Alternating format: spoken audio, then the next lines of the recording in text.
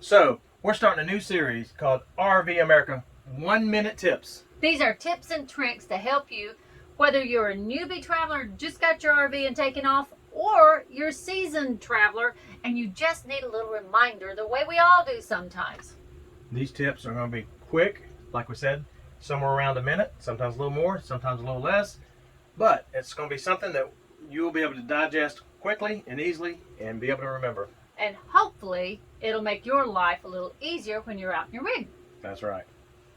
So speaking of which, you're using all your time up telling what you're going to do. I- Get on it. I guess you're right. Okay. So today's tip is going to be about a rule of three. The rule of three is something that will keep you from getting stressed and worn out on travel days. So the first three we want to talk about is never travel more than 300 miles a day. Think about it. 300 miles is about 6 hours. That's going to be tough. That's a long time in an RV. That is a long time. We like to travel about 150 to 200 miles a day, but on long travel days, we never are going to travel over 300 miles in a day. And if you are traveling that 300 miles in one day, remember to stop every couple of hours and get some rest. That will help you too.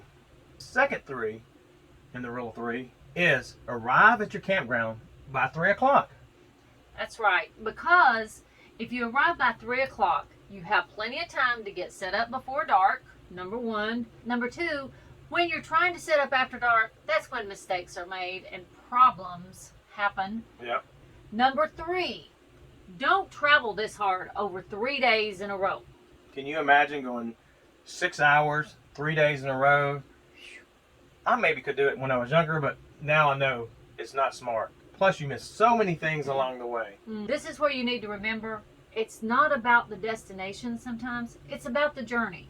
So take time to enjoy the journey. And be on the lookout for our next 1 minute tip. Until next time, God bless and many safe travels. And go RV America!